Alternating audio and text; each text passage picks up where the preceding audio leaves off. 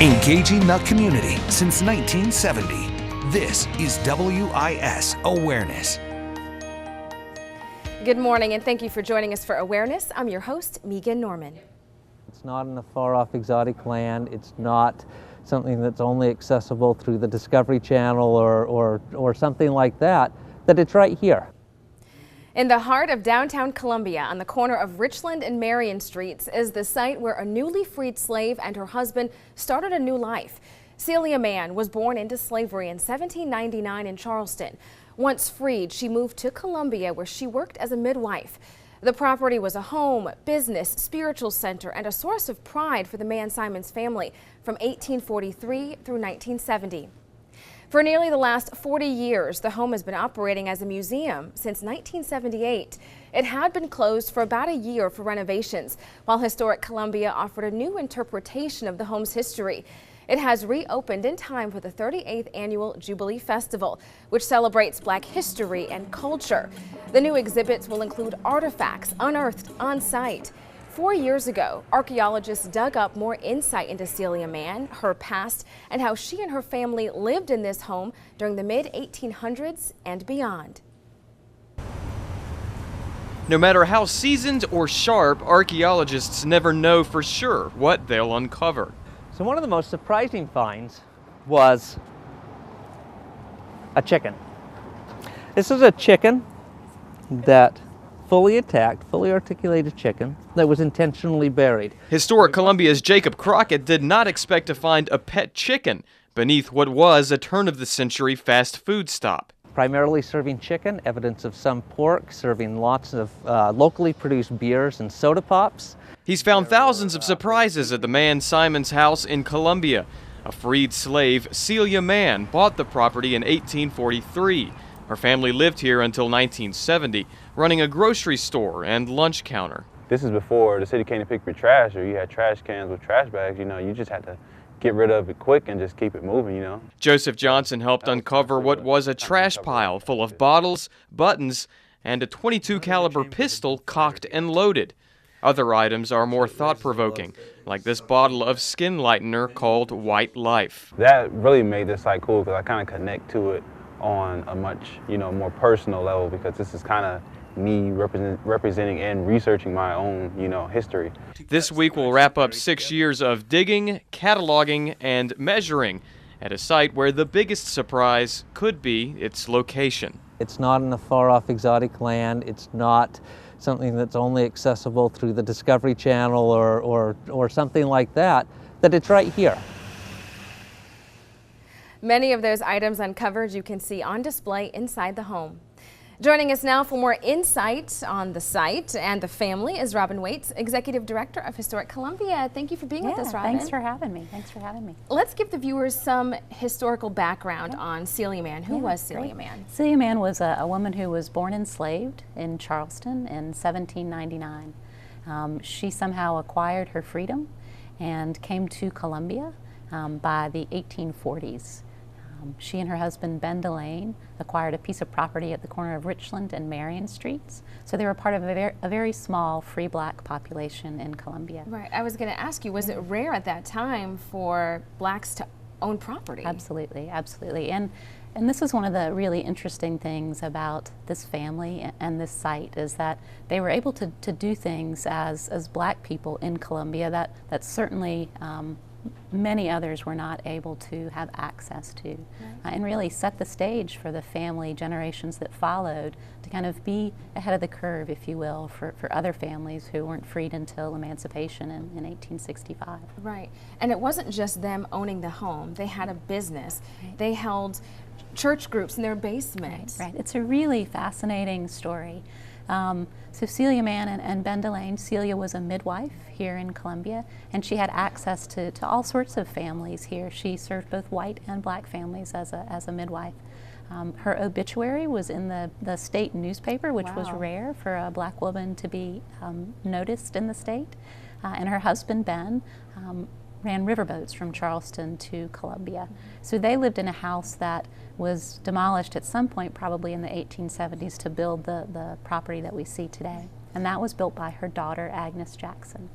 So most of what you see now at the property represents the grocery store that was adjacent to the house, a lunch counter that was on the corner, again, of Richland and Marion streets.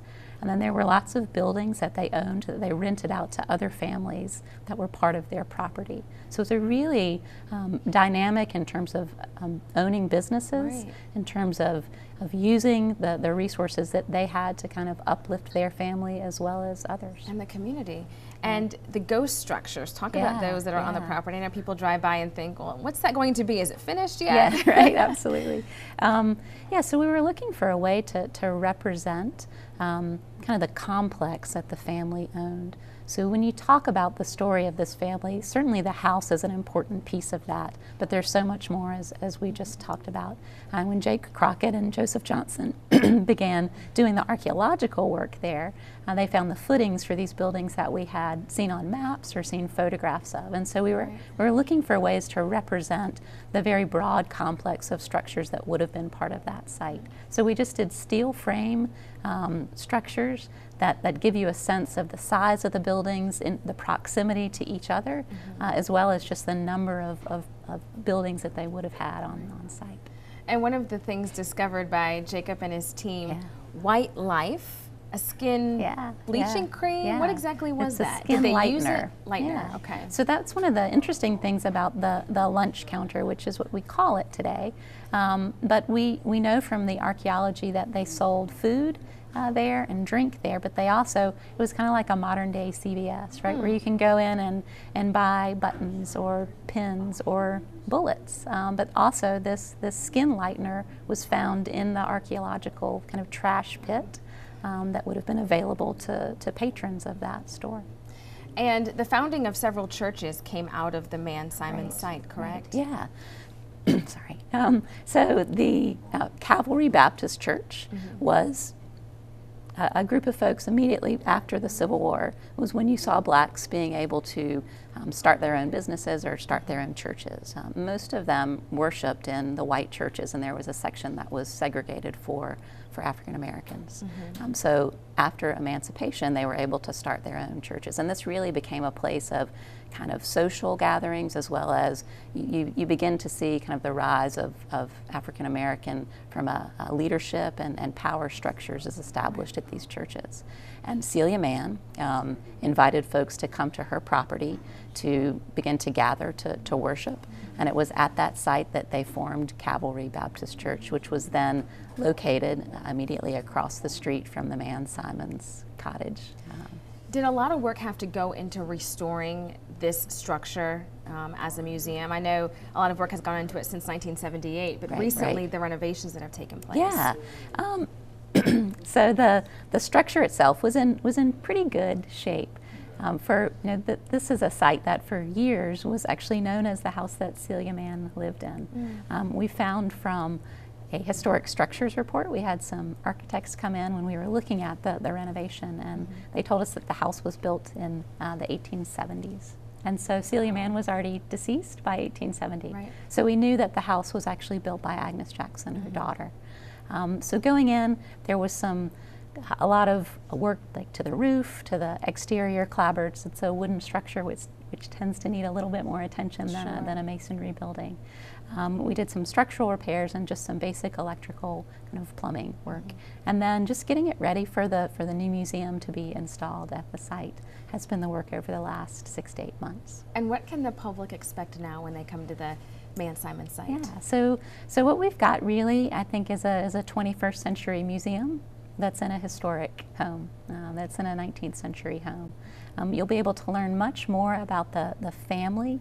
So as you move through the site, in the first room we'll talk about Celia and Ben. We'll talk about Agnes. You'll be able to look out the windows and learn about the lunch counter based on the people who were associated with that site.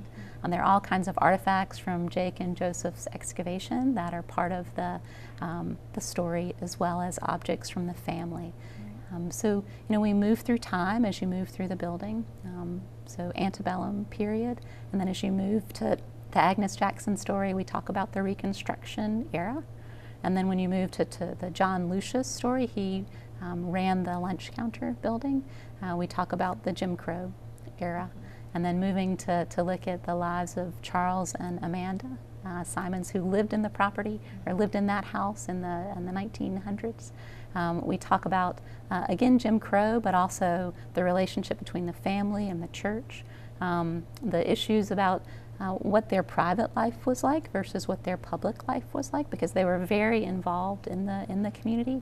And then as you exit the house, we talk about the civil rights story and kind of urban renewal. Wow, it goes through so much history really packed into that house. Absolutely. And you really can feel and see the impact it had on the community. Yeah, well, Robin, thank you so much for being with us. Thank you, Megan. Still to come on Awareness, living history. Hear from descendants of Celia Mann, some who are still living in Columbia to this day, who are proud to be a part of the Mann-Simons story. It makes me very proud, and yes, it does make me want to try to live up to the legacy that they set before me and try to continue with that legacy. Plus, Awareness visits the Mann-Simons cottage in 1979, a year after it opened as a museum. A look back in history, next.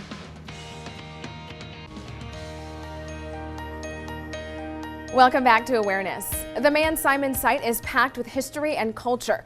Before it was named the Mann-Simons site, it was the Mann-Simons cottage when it opened up as a museum in 1978. In 1979, former Awareness host Renee Carter interviewed then director and curator of the cottage, C.C. Byers, about the home's history and relevancy in the greater Columbia area. The museum can function in almost any way that the community is willing to support. We're not just talking about, as you mentioned very correctly, it's not a place where you just come to see all these charming and lovely old things, but rather a place where there's a lot by way of social, political, and economic discussions relating directly to historic preservation and its implications for the black community, and basically in terms of black history. Initially, there was a woman named Mabel Payne who worked with the city who brought this property to the attention of the folks at Historic Columbia and Richland County Historic Preservation Commission. Through the Historic Columbia Foundation, the public was informed with some interest in preserving this building. It's my understanding that in 1973, an organization, the Center for Black History, Art, and Folklore, was formed with Reverend I.D. Quincy Newman and Mrs. Minnie Johnson and Anna Mae Dixon and a number of well-known leaders in the African American community to work with the Richland County Historic Preservation Commission and the Historic Columbia Foundation to first of all see if there was interest in, and then to move it forward. So that was the level of involvement. By the time that I got there in 1978, the composition of the center had changed a lot. A group of loosely connected volunteers, basically. So you didn't have somebody who was on staff from that organization to do it. So a lot of the work fell to Historic Columbia Foundation staff, Roger Stroop, Linda Knight, and all those folks, and Ladair Thompson over with the commission, Dr. Walter Edgar, and just folk who were already doing a lot of things to promote the history and culture. The work before the work was to get the community, the African American community, involved in the idea of being involved in museums and historic sites, and to make that a priority among the kinds of things that needed to be done in our community. And is this something that the community wants, or is this something that a few people in the community think the community wants? Sometimes we just kind of skimming off the surface of what the people who have the most access to public leadership, what they think is best for the community, as opposed to what's swirling around at the ground level. When you look at many of the historic buildings that Historic Columbia maintains, Mann-Simons is obviously a unique facility because it's not the facility for the elite, but it shows an African American family over a long period of time and how they lived. And when you understand how they lived, you also learn the history of Columbia and the history of South Carolina, which is so unique and so important. But that it really was about ambitious to make sure that people knew that they were strong, that they were deserving of the rights and privileges that belong to us as Americans. To know what I came from and know that many women in my family have had lots of obstacles themselves, and to know that even during hard times, enslavement, you still pushed through and was able to come here and able to start your own thing, start all over, be able to have a life of your own. Even with all of the chaos and the racism and all of the other things that were going around, you still had perseverance, you still had strength, and Celia still pushed through. Even Agnes, she pushed through. Even after that, they still pushed through. You can never measure how important it is for people to be able to tell their own story unless you've been involved in something like the Mann-Simons cottage, where you see time and time again that you get almost there but yet you don't get to tell the whole story. That there is something about this kind of work that can inform who we are and how we mete out what we consider justice and how we stand up and do things, that I think is also a part of my vision, that vision you talked about what the cottage can do. Not only the cottage, but all those properties have a story to tell that is about how we can do things differently if we need to and when we need to in our society, and have a huge impact on people's lives. When awareness returns. If I was to speak with Celia Mann on this day, in this modern time, I would ask her, is she happy with the way everything happened? Is there anything that she would have changed, or is there anything that she would have done differently? Is there anything else that you think that I should know? Are we the same? Descendants of Celia Mann speak out about their heritage and the legacy they are trying to keep alive.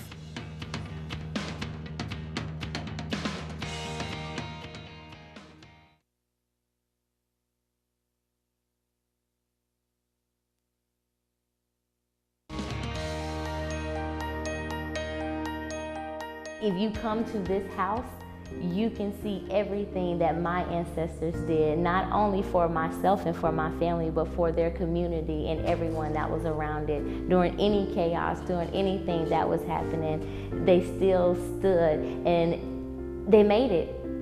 Not only that, they were recognized. Most things don't even get recognized, and it did. Welcome back to Awareness. Celia Mann had 4 daughters, the youngest of whom, Agnes Jackson, inherited the property.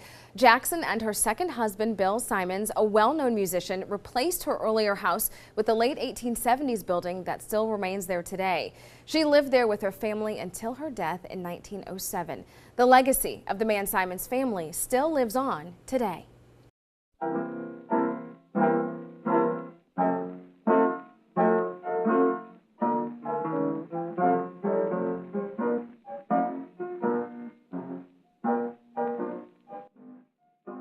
Celia Mann was born in Charleston, South Carolina in 1799. She was enslaved at birth and made her way to Columbia, we know, by the mid to later 1830s. I regret the day that I was born. If you had to describe the Mann-Simons family in one word, I would say dynamic. So they lived kind of this interesting existence between not wholly free but not wholly enslaved. Their story and the story of others within their small community is one of perseverance, is one of success in many regards. And it's, I think, important to see how that story and how the experiences of Celia Mann and Ben Delane build the foundation on which subsequent generations of family members are able to lead successful lives. I'm the great-great-great-grandson of Celia Mann. This house represents a family of Columbia that have been here since the 1850s, and that have always worked with the community and worked in the community to be basically what we ask any citizens to be, good citizens. and good stewards of our county and our city. And, we want to continue to do that. And I would like anybody to come in and learn about the history that has taken place here. You have here on this property the origins of 3 very important African American churches, First Calvary, Second Calvary, and Zion. You have stories of entrepreneurs who are successful businessmen and women, particularly during the era of Jim Crow. It makes me very proud, and yes, it does make me want to try to live up to the legacy that they set before me and try to continue with that legacy. Here at the Mann-Simons site, it's always been about community, whether it's a family community or the larger community within which this property stands. And in the future, it will continue to be about community because we see this as not just a historic house museum, but really a 21st century museum and community asset, a place where people can come, they can learn about the past, but also see how the past is relevant to us today. Stay with us. We'll be right back with a final thought. Often we can drive by a property and never know its meaning or the impact of the family who once lived there. Take the time to learn about the history that still lives on today. Historic Columbia offers tours of the Mann-Simons site and all of its historic homes Tuesday through Sunday. To learn more, visit our Awareness Facebook page. Until next time, I'm Megan Norman. This is Awareness.